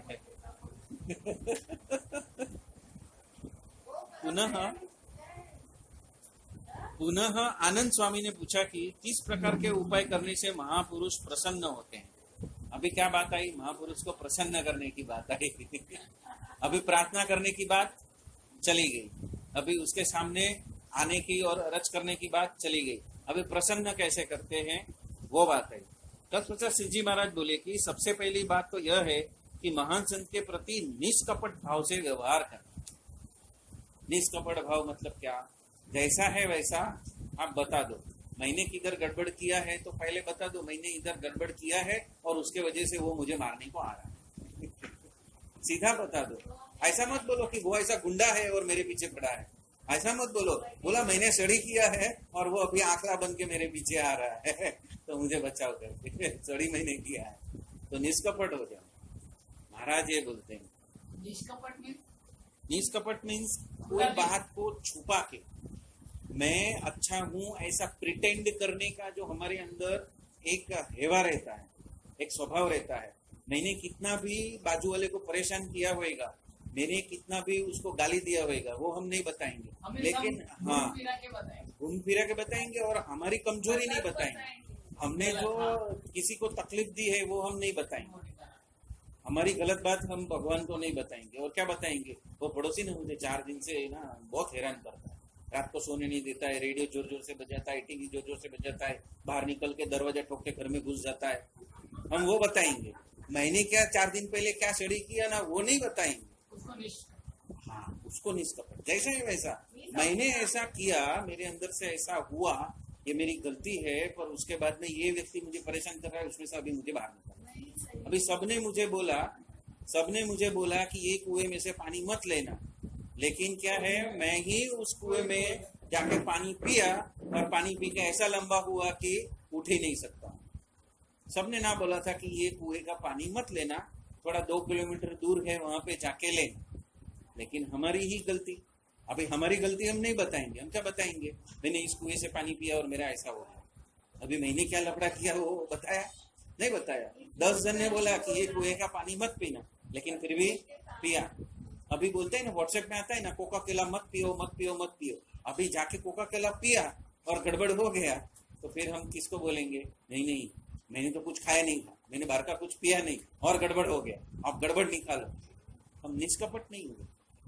मुझे पता है कि कोका कोला जैसा ड्रिंक नहीं पीना चाहिए, उसके वजह से मेरी सेहत बिगड़ सकती है, लेकिन हम वो मानने के लिए तैयार नहीं है। हम क्या बोलेंगे? नहीं, मुझे तो बहुत बीमारी हो गई और मैं उठ नहीं सकता, मैं आ नहीं सकता, सेवा नहीं हो सकती। लेकिन भगवान ने तुझे कितनी बार याद दिलाया कि भाई कोका कोला नहीं पीना नहीं पीना नहीं पीना, और फिर भी तुमने पिया, फिर तो गड़बड़ होएगा, नेचुरल है।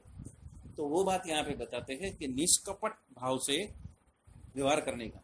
और यहाँ पे मैं छोटा हो जाऊंगा उसकी भी भावना नहीं लानी, मैं सत्पुरुष के सामने मैं अपनी ही इमेज को कैसे बिगाड़ू, वो भावना भी नहीं लानी कि नहीं मैं तो बहुत अच्छा, अरे मैं सबसे गंदा ऐसा ही बताने का, मैं सबसे अज्ञानी हूँ ऐसा ही बताने का। अपना ज्ञान वहां पे बताने के लिए नहीं जाने का, मैं अज्ञानी हूँ, मैं कमजोर हूँ। हाँ, 0 हो गए। मैं कमजोर हूँ, मैं निसहाय हूँ, मैं असहाय हूँ, मुझे ज्ञान नहीं है, मेरे कर्म फूटे हैं, हे भगवान मुझे बचा ले। हाँ मेरे कर्म फूटे। हाँ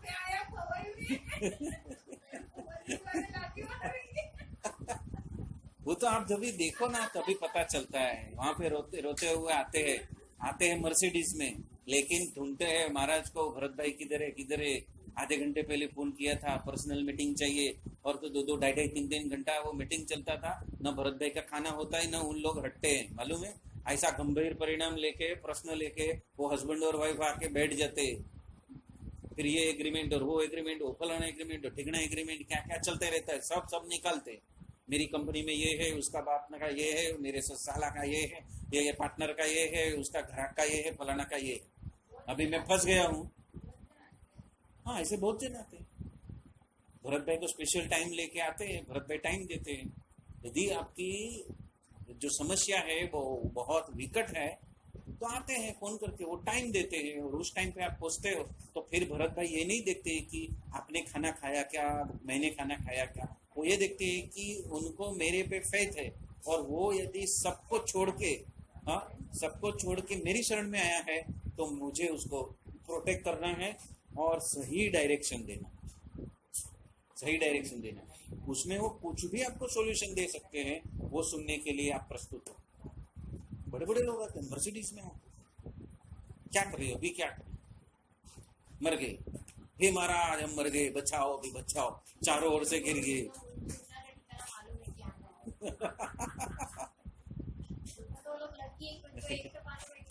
एक तो ठिकाना मालूम है, हिरणंदानी वाले में से तो बहुत है ऐसे ना। तो अब्जोपति है, सब अब्जोपति है, सब अब्जोपति का घोटाला भी ऐसा अब्जोपति जैसा ही रहता है, उनका घोटाला भी ऐसा ही रहता है।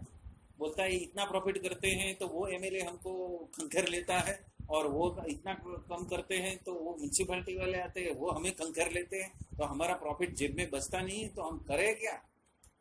खंखरने वाले भी आते हैं ना। ऐसा थोड़ी है कि तुम हीरानंदानी में फ्लैट लेके फैक्ट्री लगा के बैठ गए तो खाने वाले कोई नहीं है, 1000 आते हैं। अरे यहाँ पे देना बैंक के सामने एक वो नाश्ता वाला लाके लारी लेके बैठता है, हाँ, लेकिन वहां पे पुलिस की गाड़ी आती है, 10-12 लोग फ्री में खा के चाट के चले जाते हैं। वो बेचारा 15 दिन आया नहीं, बोला हर रोज ऐसे आएंगे और 15-16 प्लेट हर रोज चाट के जाएंगे, तो मैं धंधा किसके लिए करता हूँ? बेचारा 15 दिन आया ही नहीं, बोला अभी कहाँ से खाओगे? अभी इतने छोटे व्यक्ति को भी कोई नहीं छोड़ता है। ऐसा छोटा सा टेबल लगाता है, 3-4 उसके पास में नाश्ता रहता है, सुबह में 7-7:30 बजे आता है, और आ जाती है पुलिस की वाहन फुकट में खाने के लिए। क्या करेगा?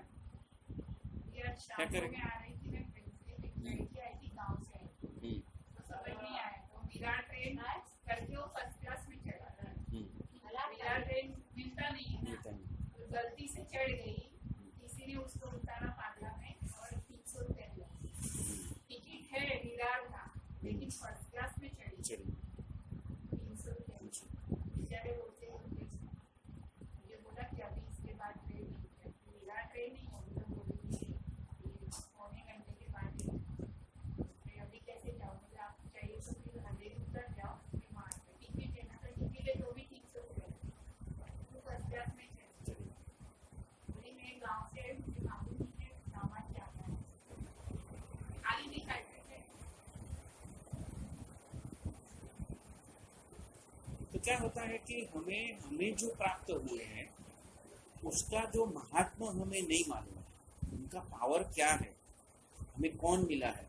यदि उसका पावर मालूम नहीं है ना, तो क्या होते हैं, हम उसको सीधे साधे टीचर या प्रोफेसर या ये पढ़ने वाले, पढ़ाई करने वाले कथाकार के लेवल में हम उसको नाप लेते हैं। और जब हम वहाँ पे जाते हैं, सेवा करते हैं, हमारे जीवन में क्या उथल पाथल हो रही है, हमें कैसे बचाया है, हमें कैसे एकदम फूल के माफिक ऐसा सिचुएशन में से बाहर निकाल के सेफली एक जगह पे रख दिया है, उसकी प्रतीति जब तक नहीं होगी तब तक ये पता नहीं चलेगा कि मुझे जो मिले हैं वो कितने पावरफुल, इतने पावरफुल, इतने जबरदस्त पावरफुल।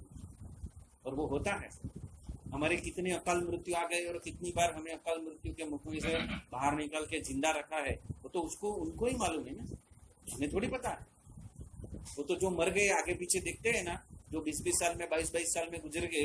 अभी हमारे सोसाइटी में एक परिवार है, तो उसका 22 साल का लड़का डॉक्टर हो गया, अरे सीए हो गया, सॉरी सीए हो गया और जॉब पे भी लग गया, और अचानक उसको क्या हुआ तो उसको हार्ट अटैक आया और गुजर गया।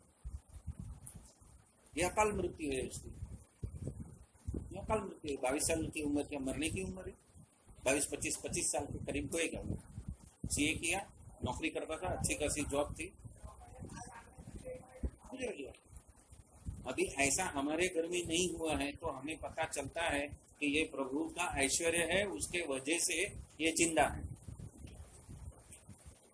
हमें पता चलता है, नहीं पता चलता है नहीं, पर हम ना डिनाई करते हैं, हम उनके ग्रेस को डिनाई करते हैं। होश में क्या बोलते हैं, नहीं नहीं ये तो मेरा जीवन ही था, मुझे तो सामान्य जीवन मिला है।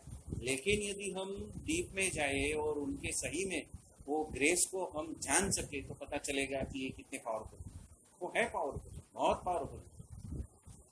लेकिन हमें ही अपने ही विश्लेषण से वो समझना पड़ेगा कि हाँ, ये महाराज ने मुझे कहाँ कहाँ पे, किस किस तरह, किस किस वजह से और किससे किससे मुझे बचाया है, और कहाँ पे मुझे जिताया है। जहाँ पे जीतने की कोई गुंजाइश नहीं थी, वहां पे मुझे जिताते भी, वो भी हुआ है। तो वो जो देने वाला जो दाता है, तो उसकी प्रति हम उसको प्रसन्न कैसे करें, महापुरुष प्रसन्न कैसे होते हैं, वो उसकी चाबी बताइए।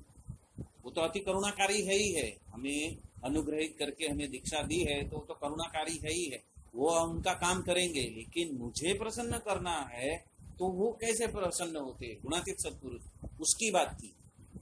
वो अपना कार्य से छूटेंगे नहीं, वो आपका प्रारब्ध खराब होएगा तो आपको छोड़ नहीं देंगे कि आप पवई नहीं आते या तो धुन नहीं करते, तो मेरी आज्ञा नहीं पालते, वो नहीं देखेंगे। वो आपको ऐसे बाहर निकाल के रख देंगे, आपको पता भी नहीं चलेगा। लेकिन यदि मुझे प्रसन्न करना है, ऐसे सत्पुरुष को मुझे महिमा समझ में आ गई और मैं उनको उनके प्रति समर्पित होता हूँ, तो कैसे प्रसन्न करना, उसकी बात है। तो कि सबसे पहले उनके प्रति निष्कपट भाव से व्यवहार करो, निष्कपट भाव से। दूसरा क्या है कि उसके पश्चात जो काम है, क्रोध है, लोभ है, मोह, मद, मत्सर, आशा, तृष्णा, अहंकार और ईर्ष्या को छोड़ने, संत का सेवक होकर रहने तथा अंतःकरण में मान की भावना रहने पर भी दैहिक रूप से सबको वंदन करने से महान संत उस पर प्रसन्न रहते हैं। अभी यहाँ पे क्या बताया है कि हमारे हृदय के अंदर अंतःकरण में बहुत सारे मलिन संस्कार है, बराबर है। वो सब होने के बावजूद हम किसके साथ में, दैहिक रूप से सबको वंदन करने से, क्या बोला है, वंदन, सबको वंदन। सबको वंदन मतलब, सबको वंदन मतलब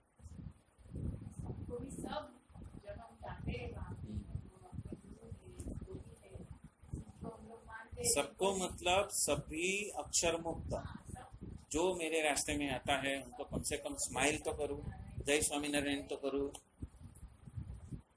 अभी समझो मेरे सामने अश्विन भाई आ रहे तो उनको जय स्वामीनारायण तो करूँ, ऐसा हरचंद भाई आए तो उनको जय स्वामीनारायण तो करूँ। जय स्वामीनारायण करते है महाराज है, भले हम नहीं जानते फिर भी हम जय स्वामीनारायण करते हैं। जय स्वामीनारायण भाई, एक बार ऐसे किया, ऐसा मलाड के रोड पे तो एकदम चकित हो गया, बोला जय स्वामीनारायण, हरिप्रसाद स्वामी की जय। हाँ तो वो थोड़ा मुस्कुराया, हरिप्रसाद स्वामी को जानने वाला कोई है, क्योंकि उसके पास में वो बिल्ला था, सोखड़ा का बेस था, तो उसे समझ गया। हाँ अम्बरीश बेस था तो वो समझ गया, तो मैं भी मुस्कुराया, वो भी मुस्कुराया और वो चल दिया। तो वो हमारे अंदर से ऑटोमेटिक प्रकट हो। तो वंदन उस वक्त नहीं कि जिस वक्त हम तकलीफ में फंसे, वंदन उस वक्त जब भी हम आमने सामने मिले, जब भी मिले तब हम एक क्या बोलते हैं कि व्यवहार, यहाँ पे क्या लिखा है कि ऐसा व्यवहार यदि हम करते हैं और भावना करते हैं और सबको वंदन करने से महान संत उसके ऊपर प्रसन्न रहते हैं। अभी प्रसन्न रहते हैं मतलब it is not 1 minute, it is not 1 day, सततता से नेहमी रोज। अभी एक दिन प्रसन्न कर दिया तो चल गया ऐसा, एक दिन मैंने गणपति बापा को ढेर सारे लड्डू खिला दिए, हो गया खत्म। हाँ भगवा पापा खत्म, प्रसन्न हो गए, चलेगा। मैंने उसको एक दिन फर्स्ट क्लास लाडू पेड़ा सीरा सब खिला दिया, चलेगा। दूसरे दिन से भूखा रखना चालू किया तो क्या बोलेगा, तो क्या बोलेगा, अरे यार तूने सीरा खिलाया क्या किया, हाँ 3 दिन से उपवास करा रहा है क्या फायदा, बोलेगा कि नहीं बोलेगा, सीधी बात है ना। तो प्रसन्न करने का मतलब हर पल, हर समय, हर दिन, हर व्यवहार में, हर प्रसंग में हम एक दूसरे को प्रसन्न करने के लिए उपस्थित हो। हम प्रसन्न कैसे कर सकते हैं, हम ही मुंह करके बैठे हैं तो मेरा ये, मेरा वो, मेरा डिगना, मेरा फलाना, मेरा डिगना, मेरा घुटने नहीं चलता है, मेरी कमर नहीं चलती है, मेरी डोक नहीं चलती है, मुझसे टाइपिंग नहीं होता है, मेरा मोबाइल नहीं चल रहा है, मेरा इंटरनेट चला गया है, हाँ मेरे घर में रसोई नहीं बना है, आज घर में चूल्हा नहीं है, हाँ वो गैस का बाटला नुंदाने के लिए लाइन में खड़ा रहना है, हम ही टय हैं। तो हम सामने वाले को कैसे प्रसन्न देखेंगे, कैसे देखेंगे, इसके लिए पहले ही तो प्रसन्न होना पड़ेगा ना। हमारे अंदर ही प्रसन्नता नहीं है तो सामने वाले को हम प्रसन्न देख ही नहीं पाएंगे, वो होश ही नहीं होएगा। हम प्रसन्न होएंगे तो सामने वाले को बोलेगा अरे गुड मॉर्निंग, कैसे पहुंचा तू, आज ट्रेन बराबर थी क्या, खाली उतना ही बोला। हमारे बाजू में ही बैठता है, 10 घंटा मेरे साथ में काम करता है, लेकिन मैं अपने काम में, वो उसके काम में, हाय हेलो भी नहीं, गुड मॉर्निंग भी नहीं, अरे कैसे हो भी नहीं। क्यों नहीं होता है, क्योंकि हम प्रसन्न नहीं है। हम क्या लेके चलते हैं, बाहर लेके चलते हैं, अरे बॉस, ए बिग बॉस, अरे ये काम, अरे गुस्सा उसके अंदर। अरे भाई बाजू वाले को पूछो, भाई आज तू खाने में क्या लाया है, हाँ आज मेरे डब्बे में ये है, चल तू थोड़ा खा ले। तू कभी खाना बैठता है, वो 2 बजे बैठता है, मुझे 12 बजे भूख लगती है तो भी उसको थोड़ा दे दिया, अरे मैं 12 बजे भले खाना खाता हूँ, थोड़ा तू रख ले अपने पास में, तू 2 बजे खाएगा तो खा लेगा। तो क्या हो गया, ये प्रसन्नता, हमने प्रसन्नता, दूसरे को हमने अकारण प्रसन्न कर लिया। गुरु, हाँ प्रीति, और प्रीति से भी ज्यादा आता है स्नेह। I care whomsoever is around me. अभी मेरे आजू बाजू में जो भी है तो उसको मैं खुश करने के लिए मैं एक्नॉलेज करता हूँ। अभी समझो इसके पास में आया तो मैंने उसको क्या बोल दिया, अरे भाई तू भीग के आया है तो दूसरा कपड़ा जोड़ी का होगा तो पहन लेना, तो मैंने उसको खुश कर लिया। उसको लगता है हाँ कोई तो मुझे देखने वाला है। केयर, टेंडर केयर, ऐसा नहीं कि मुझे जो देना है वो मैं जबरदस्ती दूं, क्योंकि मैं बटेटे का साग खाता हूँ तो उसको भी जबरदस्ती बटेटा का साग दूं, अरे उसको नहीं पसंद है। तो टेंडर केयर का मतलब क्या है, जो उसको एक्सेप्टेबल, ऐसा नहीं जो मुझे मंजूर है। अभी मुझे पियानो बजाने में मजा आता है तो मैं उसको ढोलक बजाने के लिए मैं जबरदस्ती नहीं कर सकता, उससे वो खुश नहीं होगा, ऊपर से नाराज हो जाएगा। तो नाराज होने वाला केयर नहीं। कोई बोलेंगे नहीं बस आज तो मैं तुझे सीरा खिलाना, अरे मेरा पेट बिगड़ गया, नहीं आज तो सीरा ही खिलाना, अरे तो मर जाएगा, वो मर जाएगा। हाँ? पेट बिगड़ा है और तुम बोलेगा नहीं तुमको प्रसन्न करने के लिए सीरा ही खिलाता हूँ, तो उसका हालत खराब हो जाएगा। तो प्रसन्न करने के लिए हम ना, प्रसन्न करने के लिए नहीं करते, हम हमारी वेवलेंथ पे ही चलते हैं। बस मुझे कैसे प्रसन्न करना है वो देखते हैं, नहीं सामने वाला किसके वजह से प्रसन्न होएगा वो स्टडी करो। आप स्टडी करना पड़ेगा, स्टडी किए बिना पता नहीं चलेगा। कि भाई ये भाई कैसे प्रसन्न होते, तो ये भाई कैसे प्रसन्न होते। मुझे उसकी जिंदगी में झांकना पड़ेगा, उसके रूटीन में मुझे देखना पड़ेगा, उसके लिए क्या बाधा है, उसके लिए क्या सुविधा है। समझो मेरे बाजू में बैठा है और उसका माउस बराबर चल नहीं रहा है, और मैंने अपना वसीला लगा के ऑफिस से, स्टोर रूम से एक अच्छा डिजिटल माउस लेके उसको दे दिया। हाँ, मेरे नाम पे मैंने वाउचर पढ़वाया और माउस उसको दे दिया, तो वो प्रसन्न होएगा कि या नाखुश होएगा? होएगा ना। यदि वो क्लेम करता तो उसके अंटर्स की वजह से उसको मिलता ही नहीं, मतलब मैंने देखा नहीं देने का है, उसका हो गया झगड़ा, वो अपने को मालूम है। लेकिन उसके नाम पे मैं रिसीट फाड़ूंगा तो वो स्टोर वाला अटका देगा। इसलिए क्या करता हूँ मैं, अपने नाम पे मैं वाउचर बनाता हूँ और उसको प्रोक्योर करके मैं उसको दे देता हूँ। अभी स्टोर वाला आके क्या देखने को बैठेगा कि माउस मैंने अपने कंप्यूटर में लगाया कि उसके कंप्यूटर में लगाया। ये क्या हो गया, प्रसन्न करने का तरीका। मतलब उसको कहाँ पे तकलीफ है, उसको कैसे आसानी हो जाए और उसको भी मंजूर हो, वो आपको पता चलना चाहिए क्या सही में उसे उसको तकलीफ है इस माउस से। और प्रसन्न ऐसा दिखता है, ऐसा दिखता है, ऊपर ऊपर से दिखता है, अंदर गहरे में जाओगे ना तो अप्रसन्नता का जो ज्वालामुखी है ना वो भी पता चलेगा। हाँ, तो ऐसा ऐसा ऐसा अप्रसन्न हो जाएगा उनको प्रसन्न करने के चक्कर में कि तू कभी पवा ही नहीं पहुंचेगा, ऐसी हालत खराब हो जाएगी।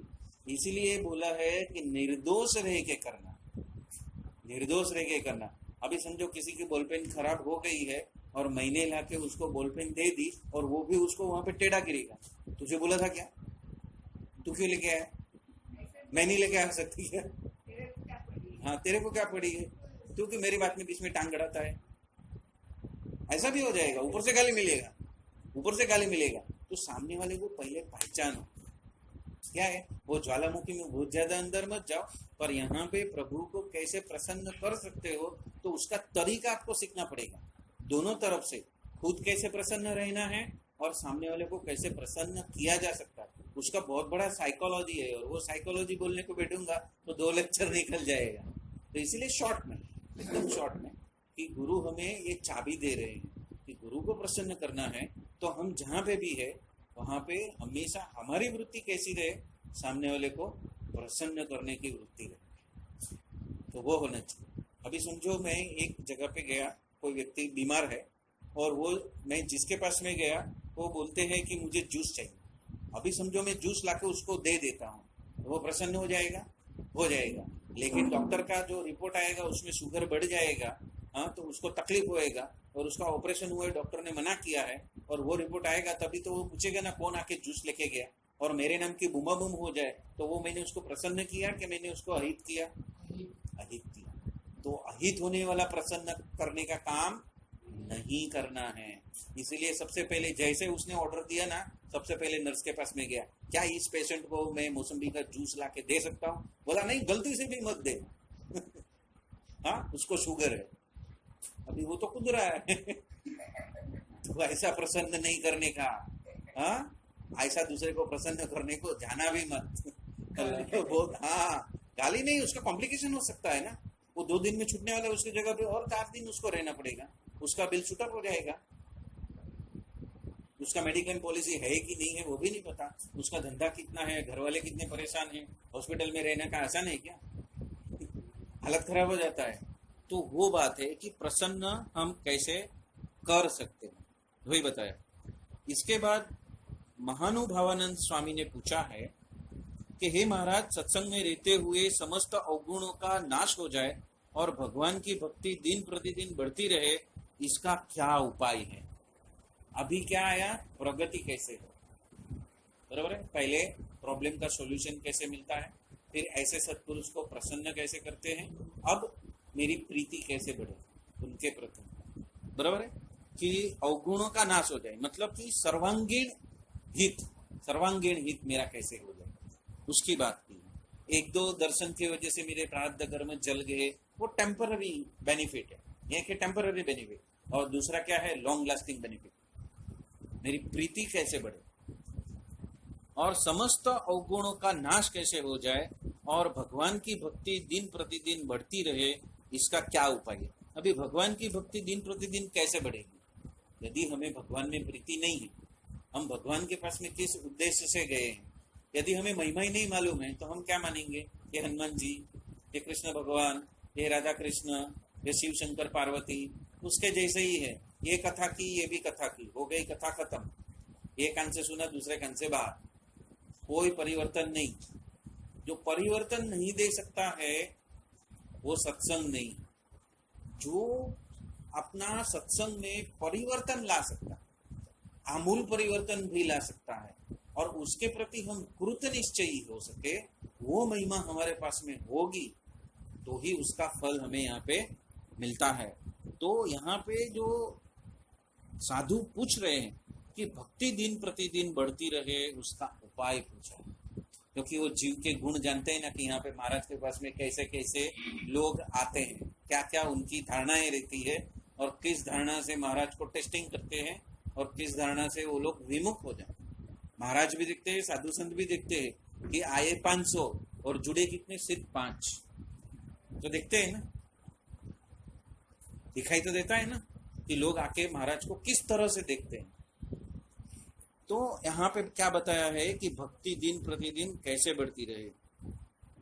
तब श्री जी महाराज बोले कि कोई भी भक्त महापुरुष का गुण जैसे जैसे ग्रहण करते जाता है वैसे वैसे उसकी भक्ति में वृद्धि होती रहती है और परम पुरुष को अत्यंत निष्कामी समझने वाला जीव स्वयं कुत्ता जैसा कामी होने पर भी निष्कामी बन जाता है, परंतु महापुरुष में कामुकता का दोष देखने वाला मनुष्य निष्कामी होते हुए भी घोर कामी हो जाता है।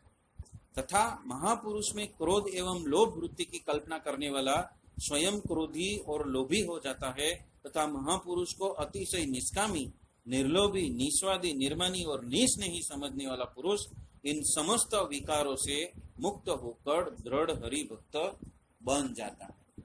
अभी आपका जवाब आया कि पॉजिटिव थिंकिंग, जो सत्संग की शुरुआत में जो आपने बोला था, जो बताया था कि किसी को प्रॉब्लम है, बरोबर है, उसके ऊपर फोकस करोगे तो प्रॉब्लम बढ़ेगा। उसी तरह सत्पुरुष के साथ में आप जुड़े हुए ही हो। अब सत्पुरुष के अंदर यदि आप नेगेटिव देखोगे तो आप पूरे नेगेटिव हो जाओगे और सत्पुरुष के प्रति आप संपूर्ण पॉजिटिव देखोगे तो आप पॉजिटिव हो जाओगे और उसके वजह से क्या होता है, क्या हो जाएगा? आप निष्कामी हो जाओगे, आप निर्दोष हो जाओगे, आप भूलकू हो जाओगे। ठीक मेरे प्रति भी ऐसा, ठीक अक्षर मुक्त के प्रति भी वैसा, क्योंकि दोनों की अभिन्नता है, गुरु और शिष्य की अभिन्नता है। तो गुरु के प्रति भी और शिष्य के प्रति भी वही निर्दोष बुद्धि। निर्दोष बुद्धि क्यों लाए? इसी के लिए लाए। प्रभु में निर्दोष बुद्धि, गुरु के साथ में निर्दोष बुद्धि और भक्तों में कपट, ding dong ding dong ding dong. बोला गुरु को क्या पता चलेगा? अरे गुरु का अभिन्न अंग है, गुरु का पावर उसमें भी कनेक्टेड है, वो भी उसके हृदय में उसकी मूर्ति स्थापित है और वो भी उनको ही चलित करता है, करता वही है। तो जो निर्दोष बुद्धि जो है यहाँ पे काम लगती है। निर्दोष बुद्धि से सॉल्यूशन पे जाओ, निर्दोष बुद्धि से पॉजिटिविटी पे जाओ तो क्या होएगा? आपका सर्वांगीण विकास हो, चाहे महापुरुष के बारे में हो चाहे अक्षर मुक्त के बारे में। यहाँ तलक लिखा है कुछ वचनामृतों में कि जो मुक्त की चीजें हैं ना उसके प्रति भी अभाव नहीं आना चाहिए। सिर्फ मुक्त के प्रति नहीं, मुक्त की चीजों के प्रति भी अभाव नहीं आना चाहिए। उतना लिखा है, उतना स्पष्ट रूप से लिखा है। चीजें उसके घर में, समझो आप उसके घर में गए, या तो उसने जो कपड़ा पहना है या तो उसने जो थैला लिया है, चीज मीन चीज वस्तु जो वो खुद वापरता है, यूज करता है और उसके वजह से जो आपका व्यवहार बनता है, आपकी दृष्टि, उसका आकलन होता है ना, पैसादार घर से है कि गरीब घर से है। अभी कोई चल के आया और कोई गाड़ी में आया, 10 लाख की गाड़ी में आया, तो आपने फर्क किया ना, भेद किया ना। ये जो भेद किया वो मालूम पड़ता है, वो भक्त को भी मालूम पड़ता है। जो चल के आया और जो गाड़ी में आया, भक्त के साथ में, सामान्य भक्त के साथ में आपने कैसे बात किया और गाड़ी वाले भक्त के साथ में आपने कैसे बात किया, तुरंत पता चलता है। महाराज को तुरंत पता चलता है आपके दोनों को रिसीव करने का जो उमड़ का जो प्रेम है, स्नेह है, उसमें फर्क आ गया। जैसा फर्क आया ना, गड़बड़ झाला शुरू और महाराज की लीला उसी सेकंड से चालू। भेद क्यों किया दोनों में? क्योंकि वो बड़ी गाड़ी में आया, 12 लाख की गाड़ी में आया और ये चलते चलते आया, इसीलिए भेद किया। जैसे भेद किया आपने अभाव लिया, आपने अभाव लिया, नेगेटिव चीज देखी, नेगेटिव में गए, बात खत्म हो गई, आज का पुण्य का नाश हो गया। इसलिए कहते हैं कि धाम में जब भी जाते हो या तो पवित्र तीर्थ धाम में जाते हो, वहां पे जानबूझ के पाप मत करो, मल्टीप्लाई हो जाएगा, तो उसका नाश भी नहीं होएगा। अन्य क्षेत्रे कुतम पापम तीर्थ क्षेत्रे विनश्यति, तो वो प्रिंसिपल तुरंत लागू हो गया। कौन सी मोमेंट पे? जैसे आपने भेद किया, ये नजीक वाला, ये दूर वाला, ये राइट हैंड, इसको तो कोई गिनती नहीं करता है।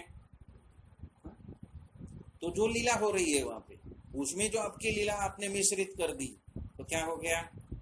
आपने प्रॉफिट करने के बजाय नुकसान में आ गए धाम में जाके।